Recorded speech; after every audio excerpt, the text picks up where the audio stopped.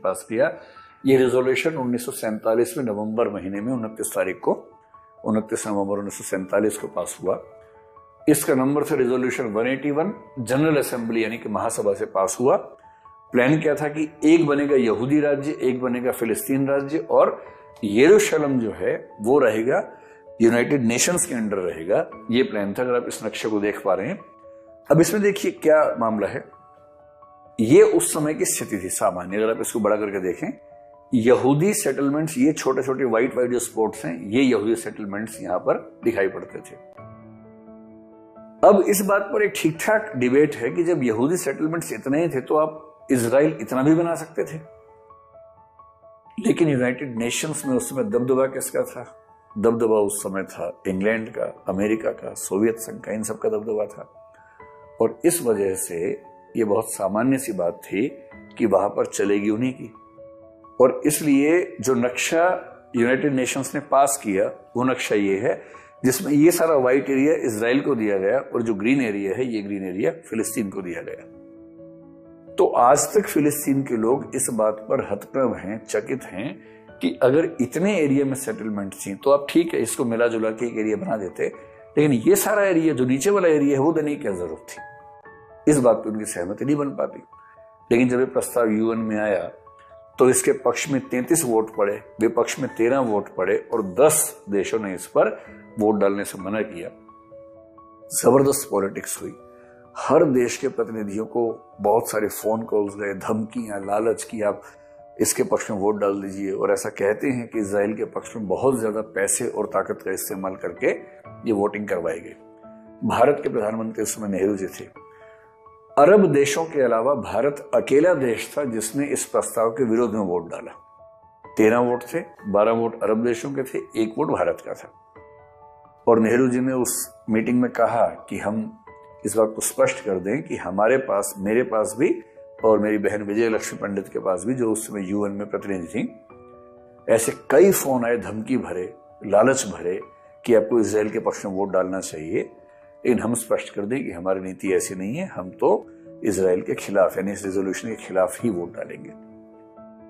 नेहरू जी ने ऐसा क्यों किया, इसको लेकर अलग अलग राय है। एक राय यह है कि अगर वो इजराइल के पक्ष में वोट डालते तो उस समय भारत पाकिस्तान अलग हो गए थे, तो भारत के मुसलमान और पाकिस्तान का जो स्टैंड था उसको लेके और ज्यादा तनाव पैदा होता। कुछ लोग मानते हैं कि नेहरू जी जो भारत के मुसलमान थे उनका तुष्टीकरण करना चाहते थे। ये तो इंटरप्रिटेशंस की बातें हैं कि हम कौन से इंटरप्रिटेशन को माने, लेकिन ये सत्य है कि भारत सरकार ने इस रिजोल्यूशन के खिलाफ वोट डाला था और भारत लगभग अकेला देश था अरब देशों के अलावा जिसने इसके विरोध में वोट डाला था। लेकिन फाइनली ये प्रस्ताव पारित हो गया और जैसे यूएन से पारित हुआ तो इस पूरे प्रोसेस में यहूदियों की तरफ से जो संस्था थी उसका नाम था ज्यूइश एजेंसी, उसने तुरंत इस प्रस्ताव को स्वीकार कर लिया। किंतु अरब लीग जो अरब देशों की तरफ से या अरब समाज की ओर से बात कर रही थी उसने इसको रिजेक्ट कर दिया। भारत ने इसको रिजेक्ट किया और जैसे ही प्रस्ताव पारित हुआ उसके अगले ही दिन से दंगा फसाद शुरू हुआ। ऐसा दंगा फसाद शुरू हुआ कि सिविल वॉर, गृह युद्ध जैसे हालात वहां पर हो गए। 15 मई 1948 को इंग्लैंड ने कहा था कि हम उससे पहले छोड़ देंगे। 14 मई 1948, एक दिन पहले, अभी तक फिलिस्तीन कहां बनेगा, कैसे बनेगा उसकी बात नहीं है, क्योंकि अरब देशों ने या फिलिस्तीन के पक्ष में, अरब के पक्ष में जो संस्था थी उसने तो मना ही कर दिया था कि हम स्वीकार ही नहीं करते। जब स्वीकार ही नहीं करते तो जो फिलिस्तीन देश बनना था उस देश को कौन बनाएगा, कौन नहीं बनाएगा, कुछ क्लियर था ही नहीं। लेकिन यहूदी संगठन ने कह दिया था कि हम स्वीकार करते हैं, तो वो देश बनाने के लिए तैयार हो गए थे। एक दिन पहले 14 मई 1948 को जब ब्रिटिश को जाना था, उससे पहले डेविड बेन ग्यूरियन, ये वो व्यक्ति हैं जो ज्यूइश एजेंसी के प्रमुख थे, जो इन सारी बातचीत में शामिल थी, सारी वार्ताओं में शामिल थी। इन्होंने घोषणा कर दी इजराइल राज्य की स्थापना की।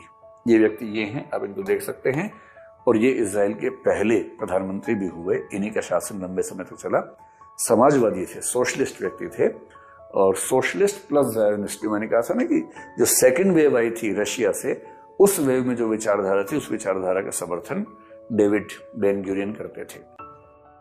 जैसे ही इन्होंने इजराइल राज्य की घोषणा की, तुरंत उसके बाद अमेरिका ने, तुरंत उसके बाद यूएसएसआर ने रिकॉग्निशन यानी कि मान्यता प्रदान कर दी।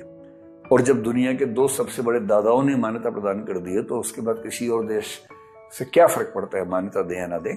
भारत ने भी 1950 से मान्यता प्रदान कर दी। नेहरू जी से पूछा गया कि आप तो विरोध में हैं। नेहरू जी ने कहा कि विरोध में हूं अलग बात है, लेकिन मान्यता नहीं देना ये तो एक तरह से झुठलाना है, क्योंकि जो चीज दुनिया में इस समय है उसमें इजराइल एक देश है, हमारे मानने या ना मानने से फर्क नहीं पड़ता, तो जो सत्य है उसको मानने में क्या हर्ज है, मान ही लेना चाहिए। तो उन्होंने मान लिया। कुछ देश मुस्लिम देश हैं आज तक इजराइल को मान्यता प्रदान नहीं करते, जिनमें एक हमारा प्यारा पड़ोसी पाकिस्तान भी है, अफगानिस्तान भी है। इन्होंने आज तक इजराइल को मान्यता प्रदान नहीं की। हालांकि जो देश इजराइल से युद्ध कर रहे थे लगातार, उन सब ने मान्यता प्रदान कर दी है, अधिकांश देशों ने। जैसे इजिप्ट ने कर दी है, उसके बाद लेबनान ने भी शायद कर दी है, जॉर्डन ने भी कर दी है। उन देशों ने कर दी है जिनसे खूब युद्ध हुए, लेकिन पाकिस्तान अभी भी इस मन स्थिति में नहीं है कि हम इजराइल को मान्यता प्रदान करें। जिस दिन इजराइल ने घोषणा की कि हमारा देश बन गया है, ठीक उस दिन से एक युद्ध शुरू हुआ। उसको बोलते हैं 1948-49 का युद्ध। एक साल ये युद्ध चला। अब देखिए, इजराइल एक छोटा सा देश, अगर इस नक्शे में देखना हो तो ये जो छोटा सा देश है ये इजराइल है, इतना है इजराइल। अब एक सहानुभूति हमारे मन में भी आती है, सबके मन में आती है, एक छोटा सा देश, उसके खिलाफ इतने सारे देश हैं। और आश्चर्य भी होता है कि हर बार जीत जाता है। ये पहला युद्ध है, आगे 2 युद्ध अभी और होने वाले हैं। 1 साल तक युद्ध चला। जिस दिन देश बना उसी दिन से युद्ध शुरू हो गया। 1948 में जैसे भारत बना ही था कि कश्मीर के नाम पे पाकिस्तान से हमला हो गया था, ठीक ऐसे ही इजराइल बना ही था कि इस पर भी हमला हो गया। और हमला किया किस किसने है? ये इजिप्ट है, इतना बड़ा देश, वो इस हमले में शामिल है। जॉर्डन ने हमला किया, सीरिया ने हमला किया, इराक ने हमला किया। इन 4 देशों ने, चारों अरब देशों ने मिलकर हमला कर दिया इजराइल के खिलाफ। और इन 4 देशों का समर्थन करने में सऊदी अरब भी शामिल, यमन भी शामिल, सूडान भी शामिल, और कुछ अफ्रीकन देश और भी शामिल थे जो इस नक्शे में यहां पर नहीं आ पाए हैं, वो भी शामिल। 7-7, 8-8 देशों की सम्मिलित सहायता से और 4 देशों की मुख्य रूप से सेनाओं के माध्यम से ये युद्ध शुरू हुआ। ऐसा लग रहा था कि युद्ध में इजराइल कैसे मैनेज करेगा, लेकिन इजराइल के पास सपोर्ट, आप समझ रहे हैं, उस समय अमेरिका से भी थी, इंग्लैंड से भी थी, सोवियत संघ से भी थी। खुल के सामने कोई नहीं था, लेकिन बैकडोर से तो सबकी सपोर्ट रही ही होगी, उसके बिना कैसे ही हो सकता है। और अंत में 1 साल के बाद इजराइल ने इन सारे देशों को हरा दिया। और इजराइल की मदद उसके उन सैन्य संगठनों ने, जिसमें इरगुन और हगाना शामिल थे, उन्होंने खूब मदद की। और सबने गुरिल्ला पद्धति से काम करते करते 1 साल के बाद युद्ध में जीत हासिल की। कुछ लोग मानते हैं कि इजराइल इसलिए जीता क्योंकि इजराइल के लिए जीने मरने का सवाल था। यहूदी कई हजार साल से परेशान थे, भटक रहे थे। उनको लगा कि अगर ये मौका चूक गए तो इसके बाद तो जिंदगी और तल्ख हो जाएगी, फिर तो कहीं के नहीं रहेंगे। जबकि अरब देशों के लिए एक सम्मान की लड़ाई थी, इजराइल के लिए अस्तित्व की लड़ाई थी। इसलिए 1 साल तक लड़ने के बाद अंततः इजराइल जीता। और जब इजराइल जीता तो जो सेनाओं का क्षेत्र था या भूगोल का क्षेत्र था वो फिर चेंज हो गया। कैसे चेंज हुआ? ये वो नक्शा है जो यूएन ने पास किया था, अभी हमने देखा था। इस नक्शे में सफेद इलाका थोड़ा ज्यादा था, इसको लेके आपत्ति थी। अब तो हालत ये है कि ये वाला जो इलाका था, अगर आप देखेंगे इतना इलाका, इसमें से सिर्फ इतना बचा, इसी को बोलते गाजा पट्टी। और ये गाजा पट्टी क्यों बच गई? क्योंकि इस हिस्से पर इजिप्ट क्योंकि इसी तरफ है, ये सारा इजिप्ट का इलाका है, उसने कब्जा कर लिया। लेकिन इतने में से अगर इतना पर इजिप्ट ने कब्जा कर भी लिया तो इतना हिस्सा तो इजराइल के हाथ में और आ ही गया। इसी तरह से ये वाला जो इलाका था ऊपर की तरफ का, ये पूरा इलाका फिलिस्तीन के हाथ से निकल गया, इजराइल का पूरा कब्जा इस पे हो गया। ये जो इलाका है इसको बोलते हैं वेस्ट बैंक। और वेस्ट बैंक का इलाका देखेंगे, ये यरूशलेम है जो यूएन की तरफ से कंट्रोल होना था। अब यरूशलेम इसके बीच में था। और अब जो नक्शा बना उस नक्शे में यरूशलेम आधा इधर आधा बाहर, यानी कि ये इतना इलाका और इजराइल के हाथ में आ गया। और यहां आके जब संधि हुई तो जितने इलाके थे इस समय, ये जो बॉर्डर बना, यहां पर एक ग्रीन लाइन मार्क की गई। इसको बोलते हैं ग्रीन लाइन, आर्मिस्टाइज ग्रीन लाइन कहते हैं। और ये मान लिया गया कि फिलहाल जो अंतरराष्ट्रीय बातचीत होगी इस जमीन को ध्यान बना के होगी। तो अब यूएन वाली जो सीमा रेखा थी वो हटके ये वाली सीमा रेखा आ गई, क्योंकि इस युद्ध में इजराइल ने बाकी क्षेत्रों पर भी कब्जा कर लिया और जो 4 या 8 देशों से युद्ध था उसमें जीत हासिल कर ली। बस ये ध्यान रखना कि ये वाला इलाका जो है, क्योंकि फिलिस्तीन तो देश बना ही नहीं था, जब फिलिस्तीन देश बना ही नहीं था तो जो बाकी अरब देश थे वो काम कर रहे थे। तो इस इलाके पे कब्जा कर लिया जॉर्डन ने, जो जॉर्डन पड़ोसी देश है, ये सारा इलाका जॉर्डन का ही है। और इस वाले इलाके पे कब्जा कर लिया इजिप्ट ने, जो इस तरफ था। और इन दोनों इलाकों को छोड़ दे तो बाकी कोई भी इलाका इस पूरे नक्शे में, फिलिस्तीन के नक्शे में ऐसा नहीं बचा जो इजराइल के कंट्रोल से बाहर हो। 1948-49 तक आते आते ये स्थिति हो गई। अब इजराइल स्वतंत्र देश बन गया, सब लोग नाराज हैं उससे, लेकिन वो एक देश के तौर पे काम कर रहा है। धीरे धीरे बहुत सारे देशों ने उसको रिकॉग्निशन दी। यूनाइटेड नेशंस ने उनको 1949 में मेंबरशिप दे दी।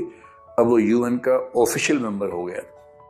धीरे धीरे बाकी देशों ने भी उसको रिकॉग्नाइज करना शुरू कर दिया। सोशलिस्ट प्लस जायोनिस्ट सिस्टम वहां पर ज्यादा चल रहा था, क्योंकि वही जो पॉलिटिकल पार्टी थी, सोशलिस्ट पार्टी थी, वो लगातार सत्ता में थी, डेविड बेन गुरियन वाली। तो वो डेवलपमेंट्स भी कर रही थी, साथ में उसका डिस्ट्रीब्यूशन भी ठीक तरीके से हो।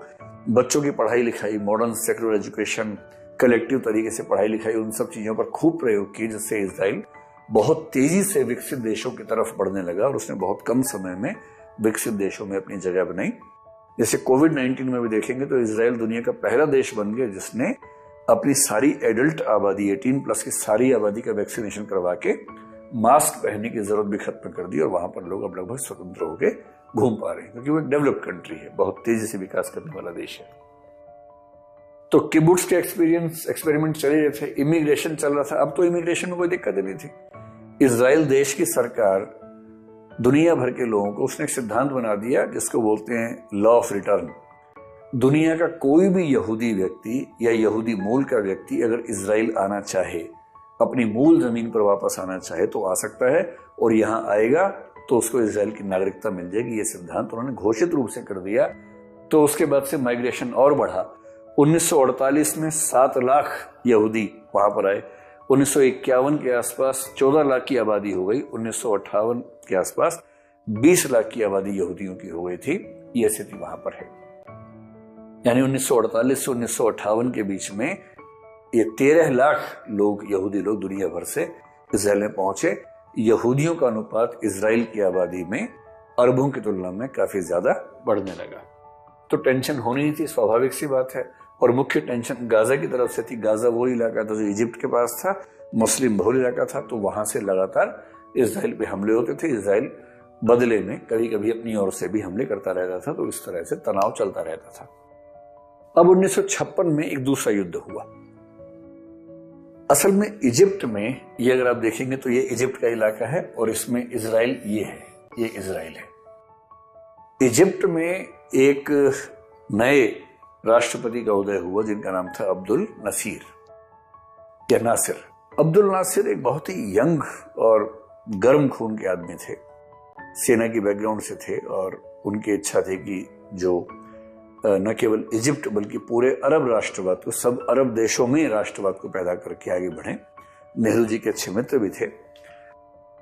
अब्दुल नासिर ने कोशिश की कि वो स्वेज नहर को, आप देखेंगे कि ये जो रेड सी है और ये भूमध्य सागर है, ये यूरोप है। यूरोप की दुनिया को एशिया की दुनिया से जोड़ने के लिए यहां पर एक नहर बनाई गई थी 19वीं सेंचुरी में। इस नहर को बनाने में थोड़ी सी भूमिका इंग्लैंड की थी, थोड़ी सी भूमिका फ्रांस की थी, और इजिप्ट देश की जमीन थी तो इजिप्ट देश को उसका मूल मालिक माना गया था।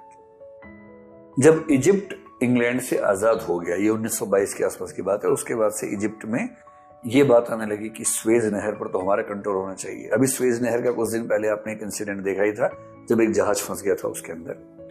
स्वेज नहर तो ये जो सिल्क रूट है उसकी जान है।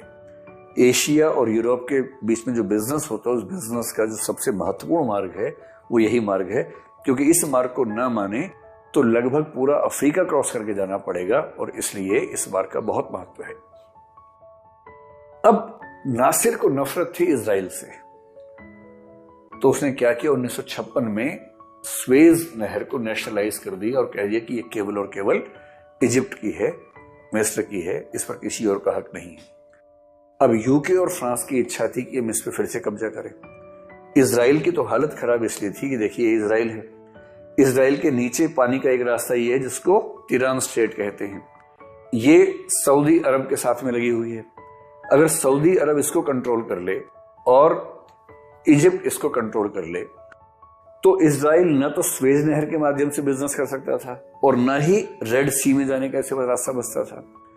इसके सारे के सारे समुद्री व्यवसाय को केवल यूरोप के साथ छोड़ दें, जो इस तरफ से हो सकता है उसको छोड़ दें, तो एशिया के साथ उसके सारे बिजनेस को रोकने का जो ताकत थी वो थी इजिप्ट और सऊदी अरबिया के पास। तो इजिप्ट ने क्या किया, इस स्वेज नहर को कंट्रोल कर लिया और साथ में ये जो तिरान का स्टेट है उसको भी अरब सहयोग से कंट्रोल करवा दिया और इस तरह से इजराइल फंस गया। अब इजराइल ने यूके और फ्रांस का साथ दिया और युद्ध हुआ। उस युद्ध में उसने क्या किया कि ये जो पूरा पेनिनसुला है, इसको सिनाई पेनिनसुला कहते हैं, इजिप्ट का हिस्सा है, इस पूरे पर कब्जा कर लिया। और उसके बाद 1957 में उसने तभी छोड़ा जब इस बात की लिखित सहमति बन गई कि इजराइल के नेविगेशन के राइट्स तिरान में भी और स्वेज नहर में भी बने रहेंगे। और जब ये लिखित सहमति बन गई, अब देखिए स्वेज नहर पर कंट्रोल इजिप्ट का है किंतु स्वेज नहर के प्रयोग पर उसका कंट्रोल नहीं है। स्वेज नहर पर जो सहमति है, संधि है, वो ये कि किसी भी देश के शिप इसमें आ सकते हैं। इजिप्ट किसी देश के शिप को इसमें रोक नहीं सकता है। हाँ, वो किराया वसूल कर सकता है, किराया वसूल करेगा, लेकिन दुनिया के किसी भी देश के शिप को रोकने का अधिकार उसके पास नहीं है। तो 1956 के युद्ध में इजराइल ने इजिप्ट के बहुत बड़े हिस्से पर कब्जा कर लिया, लेकिन यूनाइटेड नेशंस के इंटरवीन करने से, अमेरिका सोवियत संघ के इंटरवीन करने से बात खत्म हुई।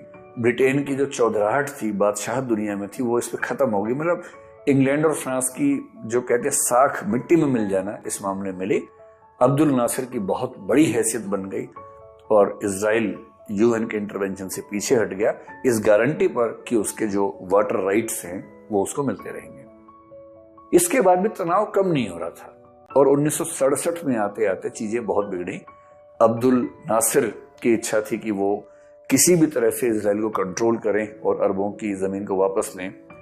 1967 में 4 देशों ने मिलकर युद्ध किया, एक साथ युद्ध किया। और इस युद्ध में कौन कौन शामिल थे? इजिप्ट था, जॉर्डन था, सीरिया था और 3 देश या 2 देश इराक, लेबनान माइनर भूमिका में थे। इन सब देशों ने एक साथ हमला किया। हालांकि हमले की शुरुआत इजराइल ने की, लेकिन उससे पहले परिस्थितियां ऐसी बन गई थी। परिस्थितियां ऐसे बन गई थी कि उससे कुछ दिन पहले स्वेज नहर पर जो इजराइल का अधिकार था उसको रोक दिया गया। रेड सी में उसको जाने से रोक दिया गया, इजिप्ट ने रोक दिया। और जब उसके ये वाले राइट्स खत्म होने लगे तो उसको तनाव होने लगा। इधर इन तीनों देशों की सेनाएं बॉर्डर तक पहुंच गई, तो इजराइल भी समझ गया था कि युद्ध होना ही होना है। तो फिर इजराइल ने 1967 में युद्ध की शुरुआत की। 6 दिनों तक ये युद्ध चला और 6 दिनों के इस युद्ध में इजराइल ने पता नहीं किस तरीके से काम किया। स्वाभाविक है कि इसमें अमेरिका का सहयोग रहा ही होगा, लेकिन सोवियत संघ इस समय तक अब सहयोग की बहुत मुद्रा में नहीं रहा था। अमेरिका का सहयोग फिर भी इसके साथ रहता था। पता नहीं ऐसा क्या हुआ, लेकिन इजराइल ने इन तीनों, चारों, पांचों देशों की सम्मिलित सेनाओं को हरा दिया। न केवल हरा दिया, ध्यान से देखिए, ये इजराइल आप देख रहे हैं, ये इजराइल है। ये जो सिनाई पेनिनसुला है इजिप्ट का, जो मैंने अभी बताया था आपको, इस पूरे के पूरे पेनिनसुला पर इजराइल ने कब्जा कर लिया। 1956 में भी कब्जा किया था, जो 1 साल बाद छोड़ दिया था यूएन के इंटरवेंशन के बाद। इस बार फिर से कब्जा कर लिया। इतना ही नहीं, ये जो गाजा पट्टी है, इस नक्शे में देखेंगे, ये गाजा पट्टी, इस पर भी इजराइल ने कब्जा कर लिया। इसके बाद ये जो वेस्ट बैंक का इलाका है, इसके पीछे अगर जाएंगे तो ये जो गोलन हाइट्स है सीरिया की, इसको बोलते हैं गोलन हाइट्स का इलाका, इस पे कब्जा कर लिया। और जॉर्डन के पास जो वेस्ट बैंक का इलाका था, ये वाला जो वेस्ट बैंक था, ये देख रहे हैं ना, ये जॉर्डन के पास था पूरा का पूरा। इसमें सभी अधिकांश इलाके पर इजराइल ने कब्जा कर लिया। वे छोटी छोटी कॉलोनीज, छोटे छोटे इलाके बचे जहां पर अरब आबादी रहती है और जॉर्डन का या फिलिस्तीन का एक तरह से कंट्रोल है। बाकी इसके बीच में भी इजराइल का कब्जा ज्यादा हो गया। इस युद्ध को इजराइल में बहुत सम्मान की निगाह से देखा जाता है और 9 मई को इस युद्ध में जीत हुई थी। अभी मई 2021 में जो झगड़े हुए हैं, आपको ध्यान होगा 10 मई से झगड़े शुरू हुए थे और ये 9 मई को जो विजय दिवस मनाने की परंपरा इजराइल में है, उसमें एक तात्कालिक कारक वो भी था 1967 के युद्ध ने स्थापित कर दिया कि इजराइल को ये सब देश मिलकर हरा नहीं पाएंगे। अब इसके पीछे क्या कारण है, दुनिया सोच सोच के थक गई है कि इजराइल की इंटेलिजेंस बढ़िया है या सेना बढ़िया है, क्योंकि इन चारों पांचों देशों की सेनाओं की संख्या भी ज्यादा है, रक्षा पे खर्च इजराइल की तुलना में कई गुना ज्यादा है, उनके पास भी, इसके पास अमेरिकन सपोर्ट है तो उनके पास सोवियत संघ की सपोर्ट हो गई थी। उसके बाद भी क्या वो स्ट्रेटेजी है या क्या वो पूरे समाज के अंदर जीने मरने का जज्बा बहुत ज्यादा है। लेकिन इजराइल को अरब देश पिछले 3-4 प्रयासों में किसी भी युद्ध में हरा नहीं पाए, ये हकीकत है। और इस हकीकत को दुनिया के रक्षा विशेषज्ञ सोच सोच के थक जाते हैं कि वो कौन सी वजह है कि कम पैसा होने के बाद, मतलब पैसा इजराइल के पास है, विकसित देश है, पर अरब देशों के पास भी तो पैसे की कमी नहीं है। पैसा कम है, सेना के लोग कम हैं, हथियारों की खरीद कम है, आबादी कम है। इस सब के बावजूद जब 4-4 तरफ से हमले होते हैं उसके बाद भी इजराइल जीत कैसे जाता है, ये सुरक्षा की दुनिया में अपने आप में एक पहेली है जिस पर लोग अपना सिर फोड़ते रहते हैं। 67 में जब ऐसा हुआ तो उसके बाद अब्दुल नासिर कुछ हताश थे, पर उनकी इच्छा थी, उन्होंने इस्तीफा दिया, पर जनता ने इस्तीफा स्वीकार नहीं किया क्योंकि वो बहुत बड़े जननायक थे। उसके बाद उनका एक ही उद्देश्य था कि किसी भी तरह से ये वापस लेना है अपना इलाका। अब तो युद्ध करने गए थे और सिनाई का इलाका और चला गया, गाजा पट्टी का इलाका और चला गया, तो ये भी तो चिंता थी। 1970 में अब्दुल नासिर की मौत हो गई और अब्दुल नासिर के समय जो उपराष्ट्रपति थे अनवर सादात, वो राष्ट्रपति बने। और इस समय तक अरब देशों में 1964 के आसपास फिलिस्तीन लिबरेशन ऑर्गेनाइजेशन PLO की स्थापना हुई, जिसका उद्देश्य था कि हिंसक तरीके से अरब जमीन को वापस लेना है, फिलिस्तीन की स्थापना करनी है। तो 1960s का दशक और 70s का दशक इतना तनाव भरा है। अब कुछ अरब संगठनों को लगने लगा